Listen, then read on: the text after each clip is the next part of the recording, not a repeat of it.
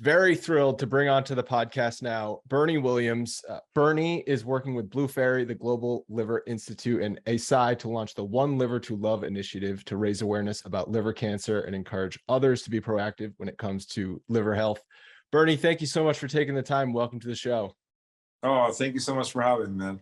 So I'm a 90s kid. That's when I fell in love with baseball. So I'm sure you get this a lot, but those 90s championships teams are the reason I'm doing this podcast today. Maybe you don't get that last part a lot, but anyway, does it ever get old talking about those days?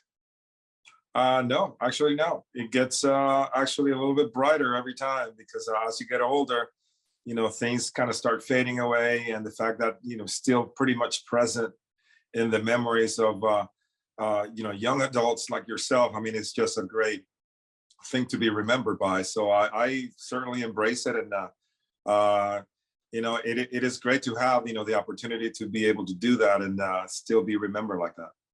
I also think the fact that there has not been like really a repeat champion since you guys did it just goes to show how special those years were. Yeah, those years were really special because of the fact that it was hard enough to win one, and to be in the playoffs and in the postseason every year. It was hard enough, but that we managed to win 4 out of 5, and then they actually managed to win in 09 without me. So, but it was, I mean, it just a testament to how hard it is, and how maybe as a team we were kind of spoiled, to think that we were going to be there every year, and actually we basically spoiled the fans too to expect us to be there every year. And it's not an easy thing to do, but great to be a part of that experience. Yeah, you guys might be a little bit to blame for the fans today expecting championship every single year, because that's what you did for a good amount of time. I don't know how close you are to any of the current players. I am fairly close. I mean, I'm closer to the coaching staff than I would be to the players.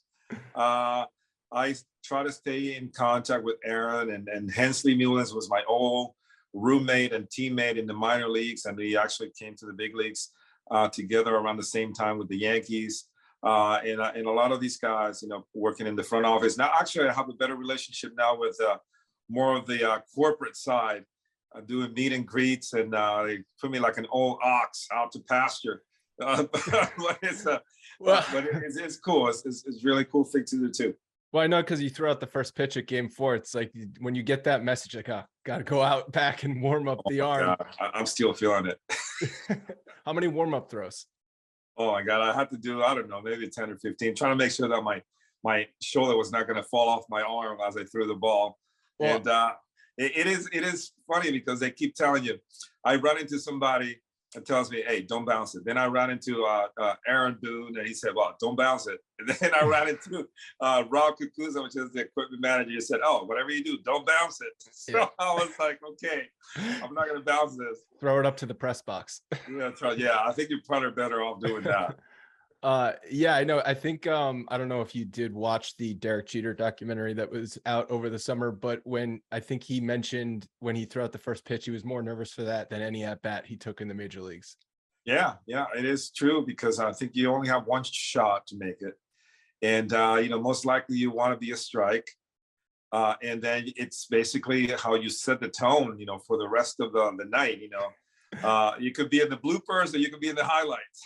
Yeah, you could be like 50 Cent throwing it sideways. Oh man, that was not a good sign.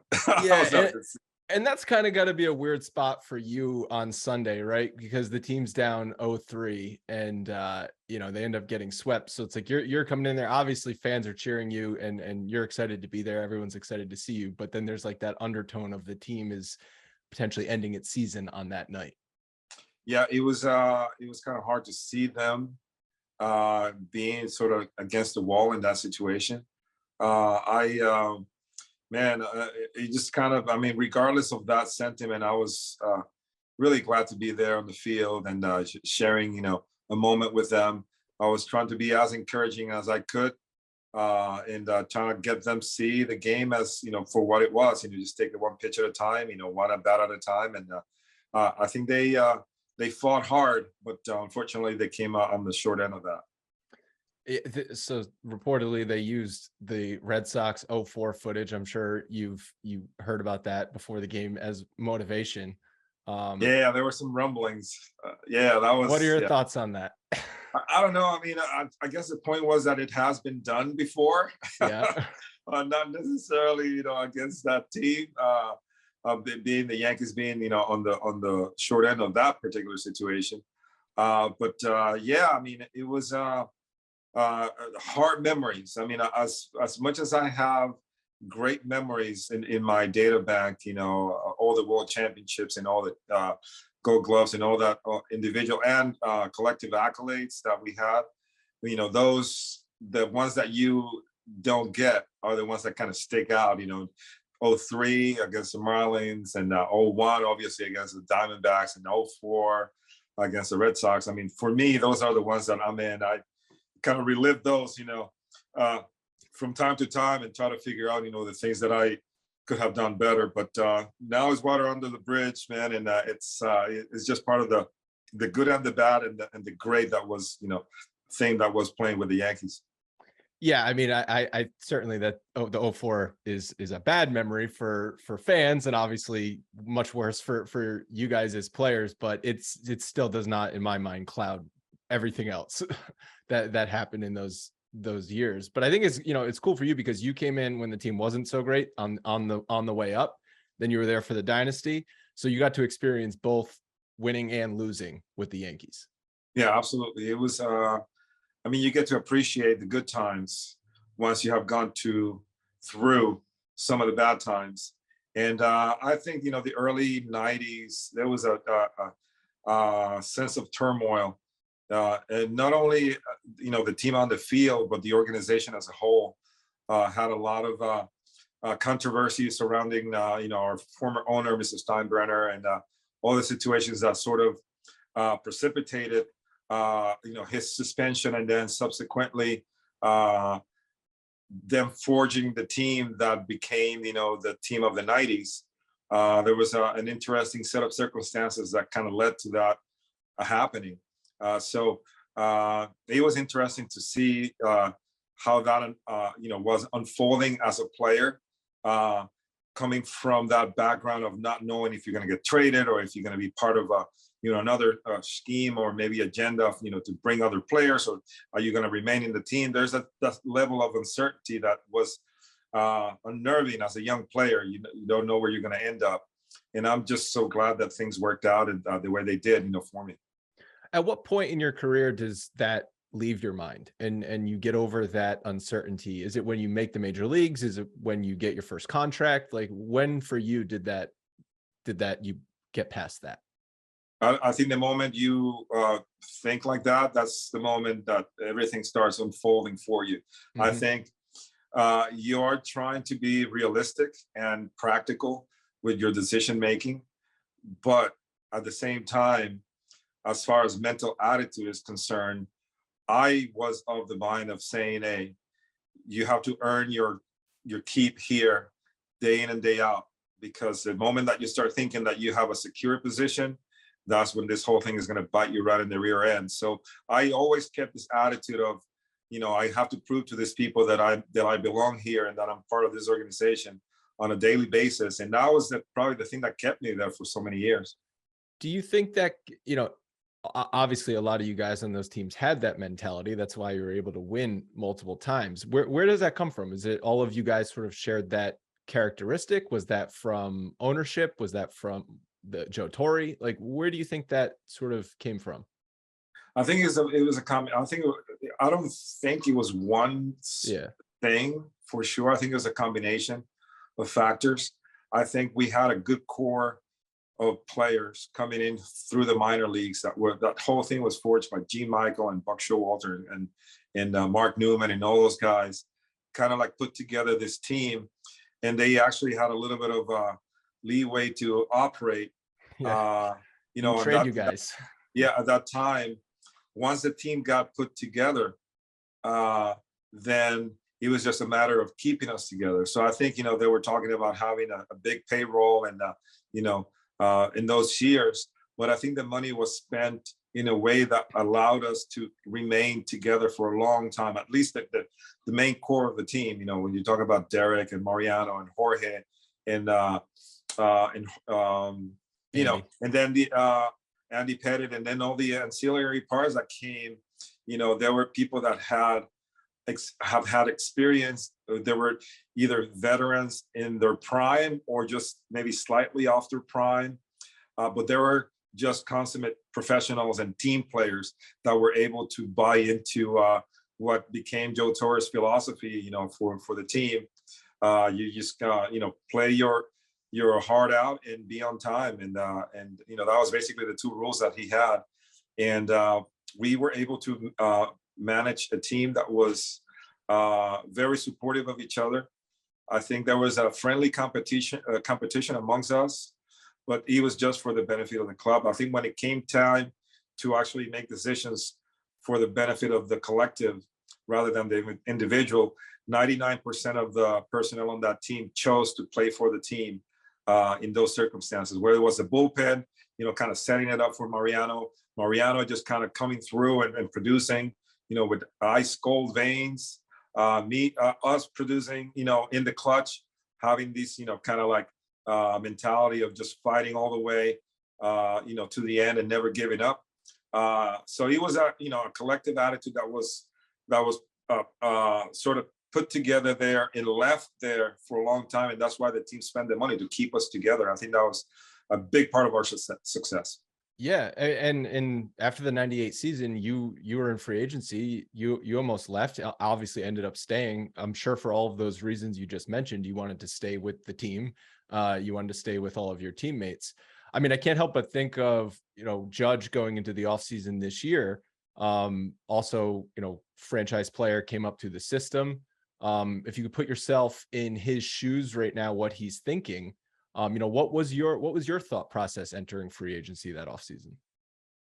Well, I think I will be probably in a better position than I would be at the beginning of last season. I think that to me, he had a conundrum to say, well, would I take the security of a contract right now, or do I bet on myself because I think I'm maybe worth a little bit more than what they're offering me?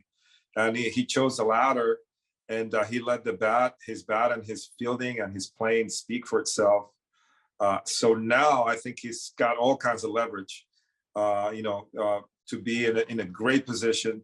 And I think things are working even more in his favor because he knows that the Yankees are not the only suitor. I mean, he has a lot of other options and a lot of teams that will be interested in pursuing him as part of their organization.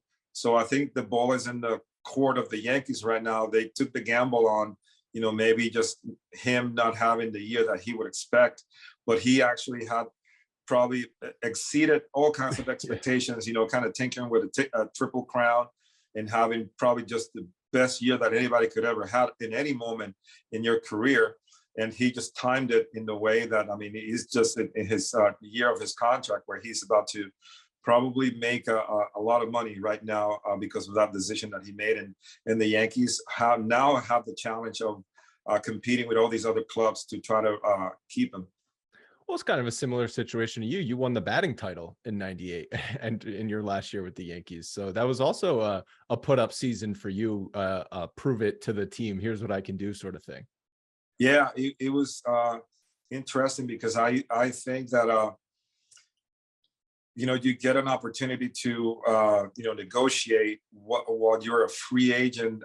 When you think about it, you know, by the time you start signing and playing in the minor leagues, you know, maybe you're 5 years, maybe 6 years in the mix, and then you get to the big leagues. It's not until, technically speaking, 12 years, you know, of your career when you're allowed to actually see what's out there and maybe do a little bit of exploration to see if there's another opportunity out there that might be better for the, you know, from the one that you have.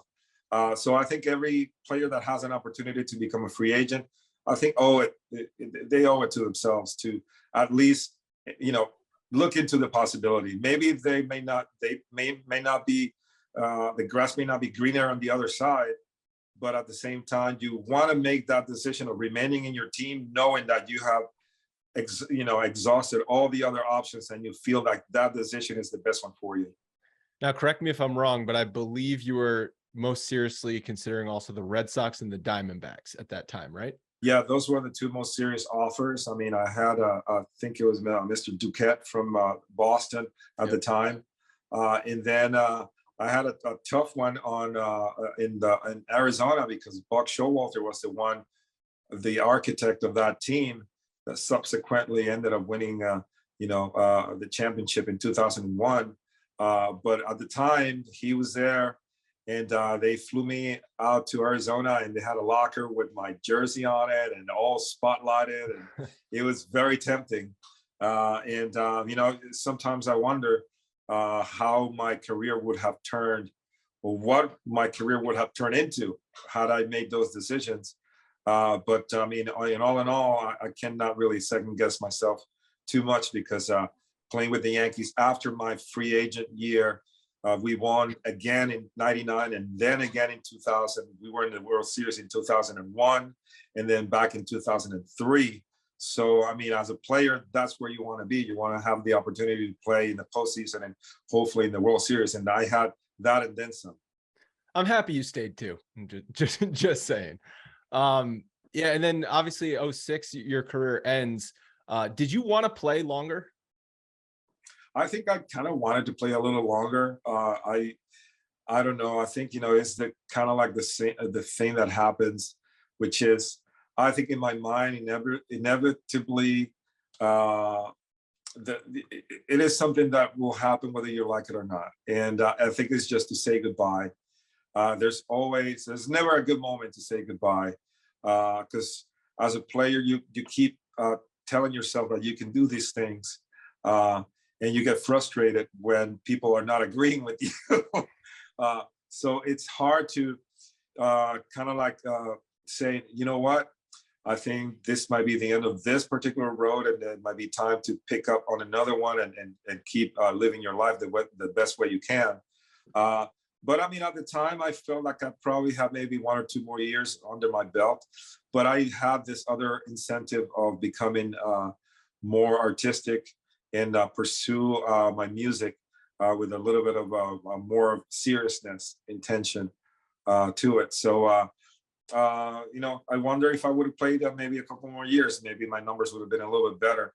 But at the same time, I'm glad that I made the decision that I made. Now I'm having a great time pursuing my music and all my different endeavors with charity things that I'm doing, and trying to help the community. So it's a win-win. Yeah. So it sounds like, I don't know, maybe there was a little bit of bitterness at the time that the Yankees didn't want to bring you back, but obviously water under the bridge at this point. And yeah, no I think there's always that certain amount of bitterness, because it's like, it's like I said before, you kind of keep telling yourself you can do this, but when you have, the team not really believing in the same way that you are, then, it's just one of those, well, if they don't want me to play for them, then why should I keep pursuing this? So it was more like, this other thing is calling me now.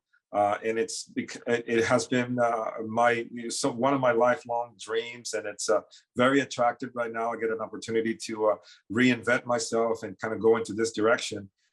So, I mean, how lucky I am that I can pursue 2 different passions in one lifetime, and still be, try to be kind of decent at both. Better than decent, Bernie. Better than decent. I want to ask you a couple rapid fire questions. And then we're definitely going to talk about the One Liver to Love initiative.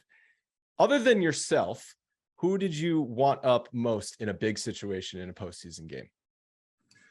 Well, it depends. I mean, you're talking about a team that had a plethora of clutch hitters. I mean, in any given moment in the history of that tenure, you have multiple people just kind of coming through and from the most unlikely places. I mean, you're talking about Shane Spencer, in that series that he had. You talk about Paul O'Neill. You talk about, obviously, Derek Jeter. You talk about Tito Martinez hitting that home run, and against the Diamondbacks. Was it Diamondbacks or the Braves in Yeah, '99? it was the you're talking about 2001 when you guys came back at home time after Yeah, time. Yeah, yeah. that was I Diamondbacks. mean, and do you have? I mean, Hideki Matsui, I think could be like right up there with all of them. So I think we did not have any need for players coming out of the clutch in those times. Yeah. They may not be like the power sluggers that maybe Judge or Stanton may be nowadays, but we could definitely work the count. We could definitely put some damage, and it would be like like fire ants, like everybody together on that lineup, working the counts and putting a lot of pressure on the defense. So that one thing you just said was interesting, that you couldn't remember if Tino hit the home run against the Diamondbacks or the Braves. Like, do those years blend together in your Oh, mind? yeah, they do. They do. Especially when you have an opportunity to go there every postseason. We had a chance to do it. You talk about all the people that may have played the game for a number of years and never really have an opportunity to go into the postseason. We were so fortunate that from 95 on until I retired, we were basically every year in the postseason in various capacities. Playing the American League pennant, division, and once the wild card thing started, we were there as well. So yeah, I mean, it's remarkable when you start thinking about it. I want you to maybe say a word or a phrase when you hear these names. Andy Pettitte. That's probably the pitcher I would want when the game is on the line. Paul O'Neill. I'm not going to say the cliche is the warrior thing or anything like that. I think it's probably the best person you could meet off the field. Oh, great. So he actually told a story on the Yes broadcast, I think last year, that Joe Torre was going to bench him once in a game for not hustling. Did Joe Torre ever threaten to bench you? No. He actually threatened to fine me if I try to lay a bunt. You say you can get the ball out, man. But yeah, Joe was very observant, and he knew. I think the one thing that I know about Joe Torre and what made him a great manager was that he did not treat everybody with the same sort of cookie cutter attitude. I think he knew what every player needed to be their best. And he took the time to know all the players, to know what that thing was. And he was just a master of getting us to play at our best in any given situation. All right, a couple more. How about David Wells? David Wells, he came from the Babe Ruth school of baseball, play hard on and off the field. I think he was probably one of the, I mean, if you look at him, he was, it seems like he was a little bit on the thicker side. Oh, you think? But to me, he was probably one of the best athletes that I've ever seen, with that particular body constitution. He could do a split. I mean, he was very, very athletic, and he loved life, man. He enjoyed living his life, man. He was great. I've had the pleasure of meeting David Wells, and I can confirm he loves life. All right, Alex Rodriguez. He was instrumental in the 2009 World Series. I think his relationship with Derek deteriorated after he became a Yankee, which is kind of an interesting note. Always played hard and had extensive knowledge about the game. I mean, he lived, dreamed, ate, slept baseball. That was his. He was very committed to be a good player. Could you guys sense that relationship deteriorating as you were in the clubhouse together? Not really, because you have your own problems to deal with.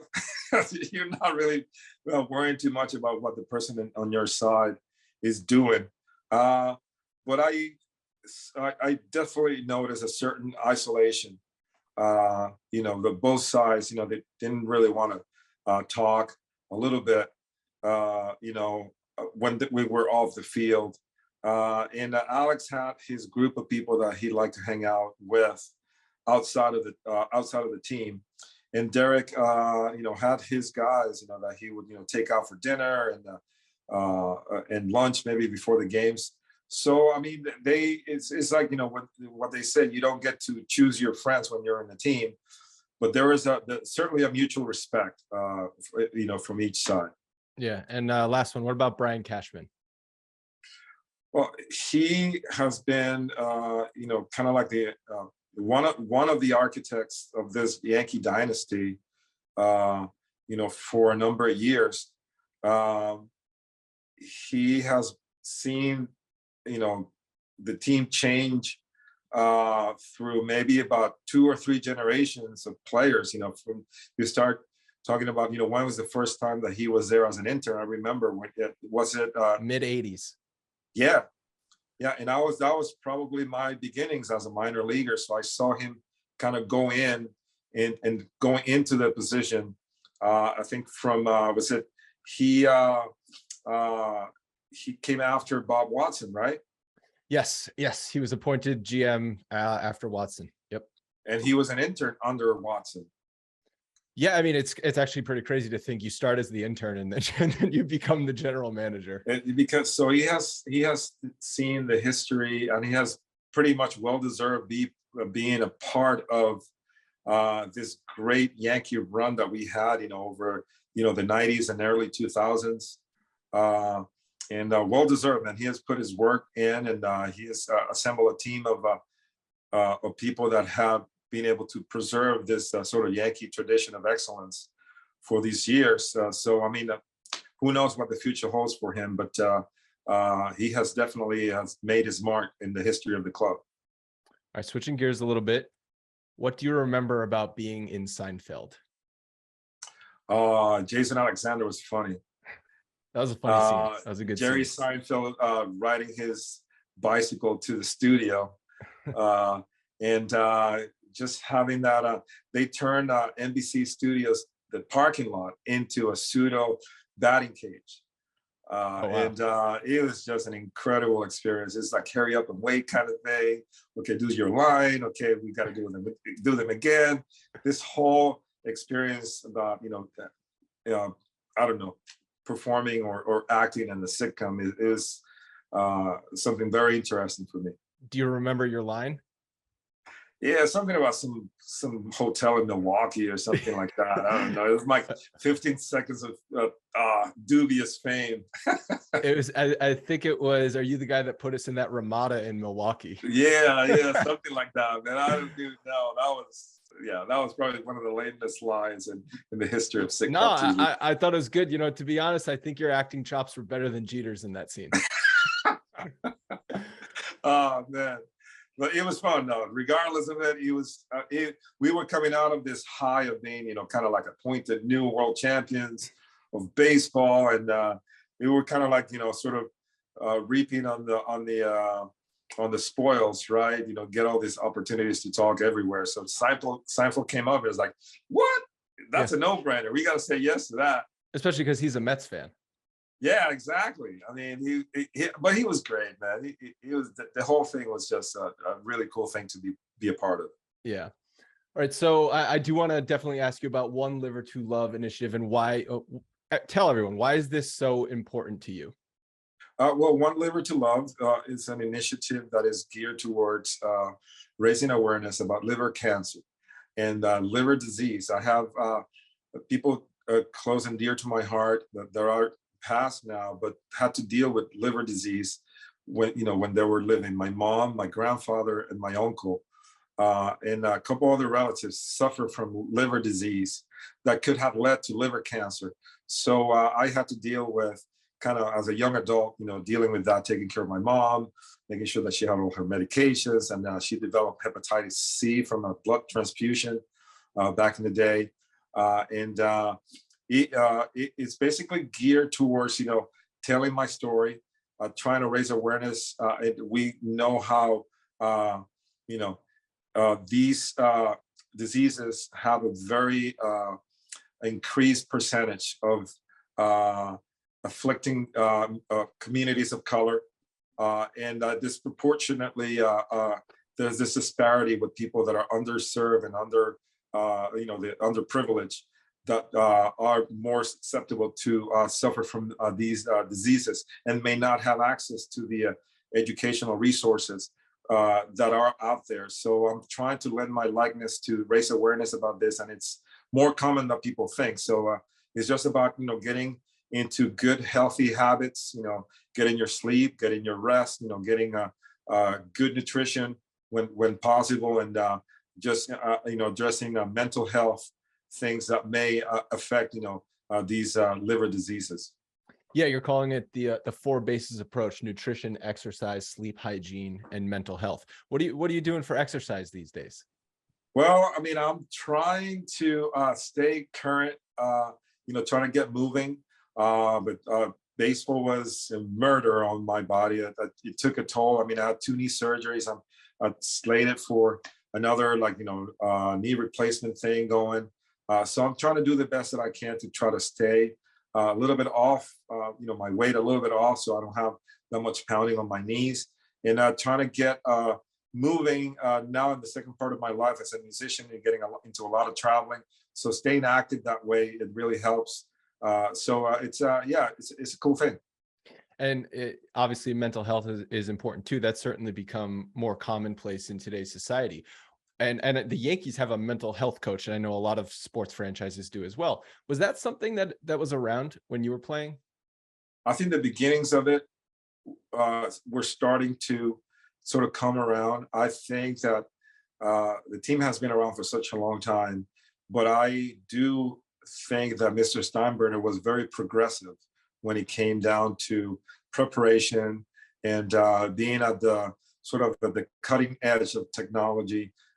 Even back in late 80s, mid 90s, I mean, he was involved with the Olympic Committee. He had scores of nutritionists and mental health doctors come in, and actually, we were able to consult with them and talk about our nutritional choices and dealing with anxiety and part of the mental game that is so important as being being a professional athlete, especially a baseball player, because you have to deal with adversity so often that you're most likely to get down and be depressed and anxious about these things if you don't know how to handle them. Yeah. Well, Bernie, this was an absolute thrill for me. Thank you so much for taking the time, and hope everyone goes out and definitely checks out One Liver to Love, and of course, follow Bernie. Thank you. Thank you so much, man. Thank you for having me.